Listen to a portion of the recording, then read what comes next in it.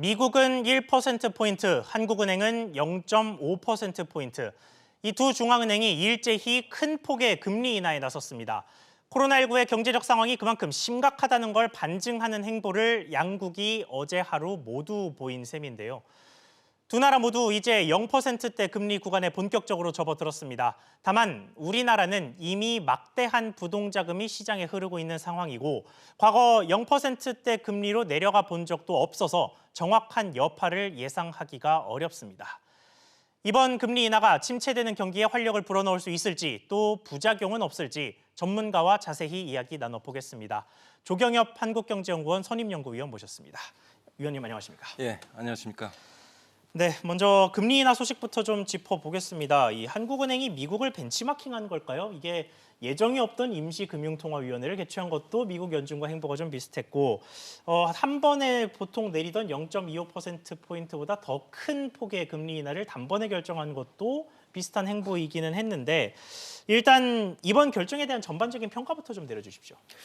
예, 우선 이제 미국이 금리를 이제 인하해서 우리도 이제 내릴 수 있는 여지가 상당히 커졌다고 이제 볼 수가 있습니다. 예. 사실 이제 글로벌 금융위기 이후 이제 미국이 제로 금리를 계속해서 이어오다가 2015년 말부터 이제 금리를 인상하기 시작을 했거든요. 그리고 2017년 말부터는 이제 우리나라 금리를 이제 역전했고요. 그다음에 금리 격차가 이제 확대되면서 한은이 그동안에 이제 자금 이탈이라든가 외환 시장의 이제 변동성 확대 등 이런 것을 우려해서 금리를 좀 내리는 것을 상당히 주저해 왔습니다. 그런데 예. 이제 미국이 이번에 1%포인트를 내림으로써 이제 한은이 우려했던 이제 자금 이탈이 어느 정도 해소됐기 때문에 우리가 이제 금리를 인하할 수 있는 이런 이제 배경이 됐다고 생각을 합니다. 그렇지만은 금리 인하에 따라서 이제 소득보다 부채가 더 빠르게 증가하는 금융 불균형 문제라든가 부동산 시장으로의 자금 쏠림 현상 뭐 이런 이제 문제는 여전히 남아 있고요. 예.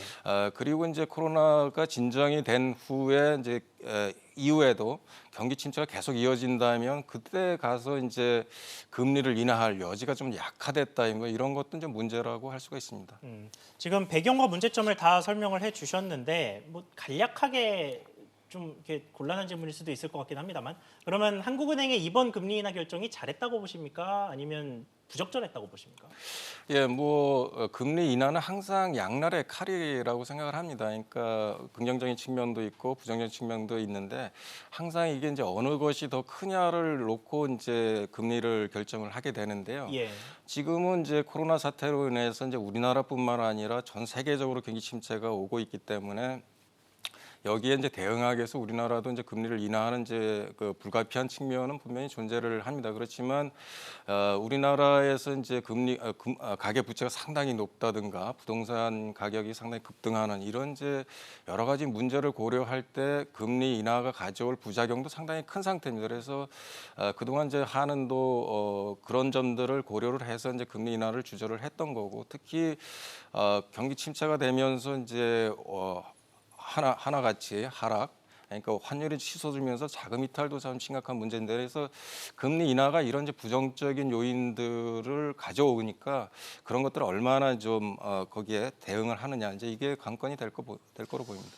그렇군요. 자, 그런데 어제 한국은행이 기준금리만 딱 내리고 만 거는 아니었습니다. 다른 여러 가지 정책들이 좀 나왔는데 금융중개지원대출금리라는 것도 인하를 하기로 했는데 이 금리가 정확히 어떤 건지 이게 내려가면 어떤 효과가 나오는 건지 이런 것들 설명 좀 부탁드립니다. 예, 금융중개지원대출금리가 현재는 이제 0.5% 내지 이제 0.75%였는데 이거를 이제 0.25%까지 내리기로 이제 결정을 했는데요. 예.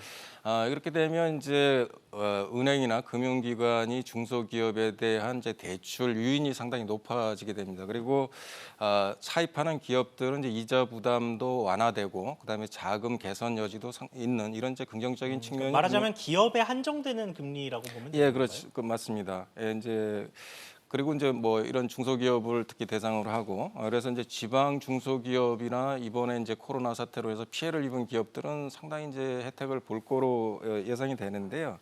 근데 이제 문제는 이제 이런 이게 금리가 내려가면서 피해 기업한테만 이제 금융 지원이 되는 게 아니고 한계 기업들까지도 지금 같은 혜택을 보게 됩니다. 지금 현재 우리나라 중소기업 중에 한 절반이 돈을 벌어서 이자도 못 갚는 이런 이제 한계 기업들이 있는데 예. 이번에 이제 이런 금융중개 지원 대출 금리가 대폭 인하가 되면 이런 기업들이 계속 생존하면서 구조조정이 지연되는 이제 이런 문제도 함께 발생을 하고 있습니다. 그렇군요. 자, 또 하느니 금리만 내린 게 아닙니다. 이 공개 시장 운영 대상 증권에 은행채를 포함하겠다라는 대책을 내놨는데 사실 이거 듣고 이게 무슨 소린가 하시는 네. 시청자분들이 좀 많으실 것 같아요. 어떻게 하겠다는 건지 또 효과는 뭔지 좀 짚어주시죠. 예, 이제 뭐 코로나 사태와 같이 이제 이런 것들을 인해서 국내 금융시장이 이제 변동성이 크게 확대가 되면 이제 금융기관이 자금을 조달하는데 좀 어려움이 발생을 할 수가 그렇겠죠. 있습니다. 그렇게 되면 이제 피해 기업에 대한 대출을 이제 꺼리게 되고 그래서 이제 이번에 한은이 공개시장 운영 대상 증권들이 있습니다. 국채나 뭐 이런 거에 여기에 이제 회사채까지 포함을 해줌으로써 그 대상에 그래서 이제 금융기관의 자금 조달 채널을 더 좀 확대해줬다 이렇게 보시면 될 것 같습니다. 네. 그래서 이제 그렇게 돼 은행채까지 포함하게 되면 이제 금융기관의 담보 여력이 늘어나고 그러다 보면 이제 유동성이 확대되는 이런 효과가 있을 거로 보입니다.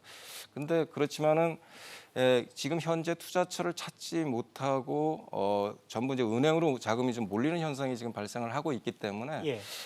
이런 상황에서 이제 그 은행채까지 포함해 준다고 해서 이제 실질적인 효과가 어느 정도 될지는 좀 두고 봐야 된다고 생각합니다.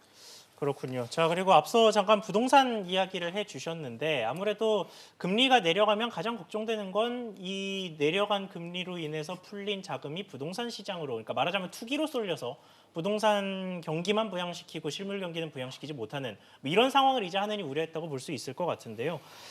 그런데 이주열 총재가 단기적으로 주택 가격 상승세가 제한될 거다라고 오히려 반대되는 이야기를 했습니다. 그 이유가 뭐라고 보십니까?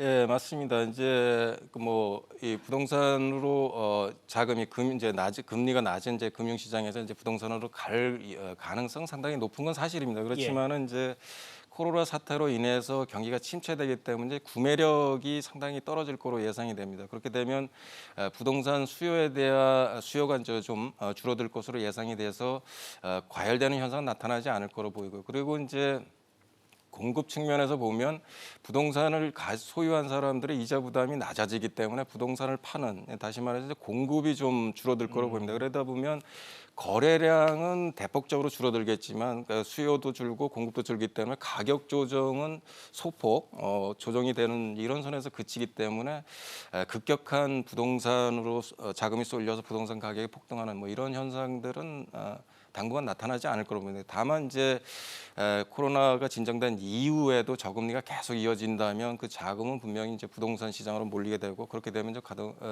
부동산이 폭등하는 이런 현상이 이제 발생을 하겠죠. 네, 경기 부양 목표를 달성한 직후 언제 하느니 금리를 다시 올려서 대응하느냐 뭐 이런 것들이 좀 중요해질 것 같은데요. 맞습니다.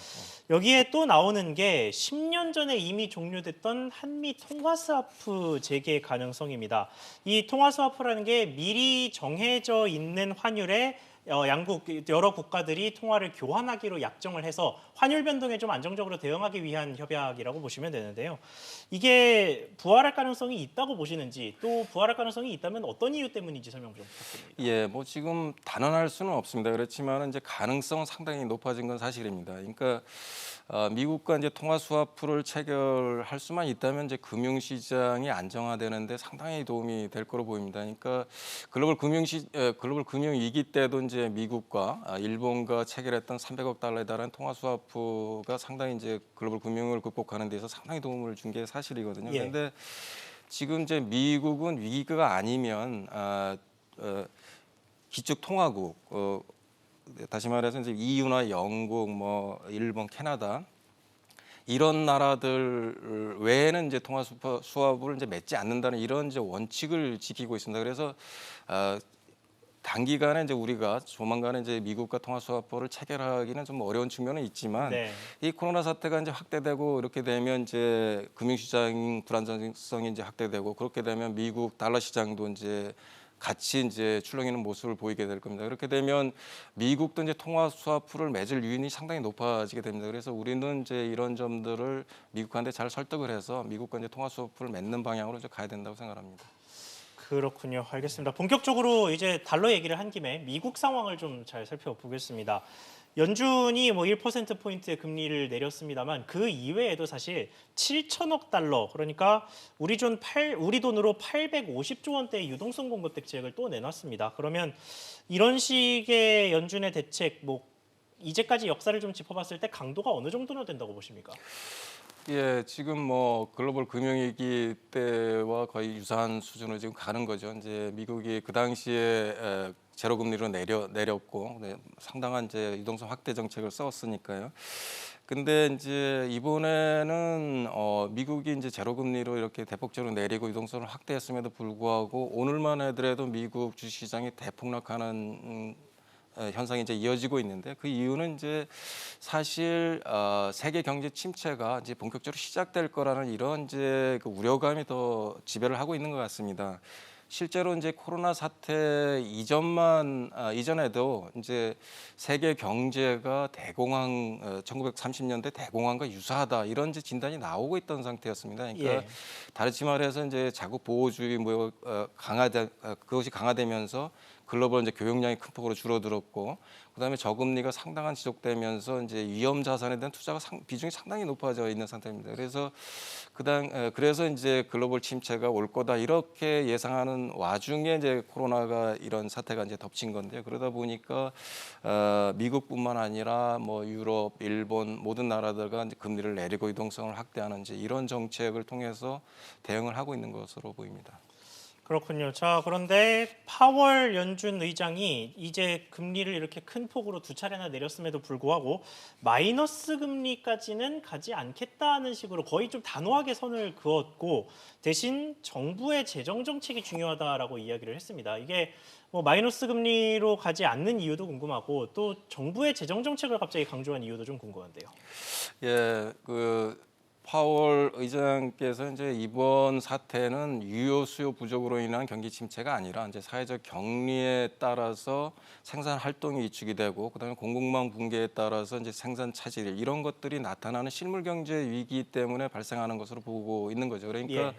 통화 정책으로 대응하기에는 좀 한계가 분명히 존재를 한다고 보고 있고요. 그다음에 이런 통화 정책으로는 이제 피해자에게 직접적으로 이렇게 그 도움을 주기 어렵기 때문에 재정 조세 정책을 병행을 해야 된다 이제 이런 식으로 파월 의장은 이제 강조를 하고 있는 거로 보입니다. 그렇군요. 자, 그리고 이런 가운데 골드만삭스가 미국의 올해 1분기와 2분기 경제 성장률 전망치를 하향 조정했습니다. 뭐 골드만삭스가 아니더라도 우리나라 역시 여러 해외 전문 기관들에게 성장률이 하향 조정이 됐고요. 이렇게 각국이 부양책에 나서는 건 역시 이렇게 하향 조정되는 전망률만큼이나 부진한 경기 상황 때문일 텐데 실질적으로 좀 어느 정도나 성장률에 타격이 올 거라고 보십니까? 예, 지금 보면은 이제 이 글로벌 이걸로 인해서 지금 우선 이제 가장 중요한 거는 코로나 사태가 언제까지 진행이 되느냐가 이제 관건인데요. 지금 보면은 유럽이나 미국은 지금 진행이 한참 확장되는 추세로 있기 때문에 2분기까지는 갈 거로 보입니다. 그렇게 되면 미국이나 유럽 등이 이제 마이너스 성장으로 갈 가능성이 상당히 높고요. 이제 중국 같은 거는 약간 이제 주춤하는 추세를 보이고 있어서 어쨌든 이제 중국이 한 4% 정도 성장을 달성할 거로 보입니다. 그러니까 2%포인트 정도가 이제 낮아질 거로 보이는데요. 그렇게 되면 우리나라가 이제 우리나라 성장률 한 0.6%포인트 정도 낮아질 거로 보입니다. 그리고 여기에 이제 유럽과 그다음에 미국 이런 이제 글로벌 경기 침체로 인한 우리나라 수출 둔화까지 포함을 하면 한 1%포인트 정도가 이제 낮아질 거로 보이고요. 더 이제 큰 문제는 이 글로벌 2분기에 이제 코로나 사태가 종식이 되더라도 그 이후에 우리나라가 경기 반등에 성공할 수 있느냐가 이제 가장 큰 문제인데 예. 지금 우리나라의 경제 기초 체력이 상당히 약화되어 있는 상황입니다. 거기에 이제 재정이나 금융 통화 정책 이런 것도 여력도 좀 상당히 약하고 그러다 보니까 바로 반등할 수 있는 여지는 상당히 약하다 이렇게 이제 진단이 되는데 그렇게 되면 결국은 우리나라 성장률이 올해 이제 0%로 갈 가능성이 상당히 높아지고 있다고 생각합니다.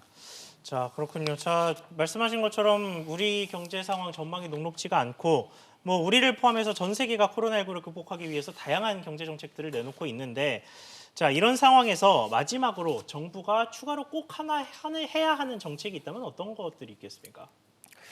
예, 지금 이제 정부가 뭐 추경을 이제 2차례 돼서 편성을 하겠다 이렇게 나오고 있는데 사실 이제 필요성은 어느 정도 있습니다. 그러니까 피해 지역이나 기업들을 이제 좀 지원할 필요가 있지만 이런 지금처럼 내용을 보면 현금성, 선심성 복지라든가 그 상품권 뭐 이런 식으로 하게 되면 경기 부양 효과는 없고 국가 채무만 급속히 늘어날 가능성이 큽니다. 그러니까 국가 채무가 늘어나면 사실 시장 금리는 다시 올라가는 이런 이제 부작용이 발생하고 되거든요. 그렇게 예. 되면 통화 정책, 금리를 낮춘 통화 정책도 별 효과가 좀 없는 상황이 되고 그래서 무엇보다도 중요한 것은 추경을 이런 식으로 계속 2차로 편성하는 것보다는 현재 512조 원에 달하는 이런 이제 예산을 어떻게 재구조화해서 효율적으로 여기에 대응하는 것이 중요하고 무엇보다는 지금 현재 현 정부가 추진하는 반시장적인 정책들을 수정을 해서 근본적으로 이제 우리나라 경제의 기초 체력을 높이는 이런 쪽으로 빨리 가야 된다고 생각합니다.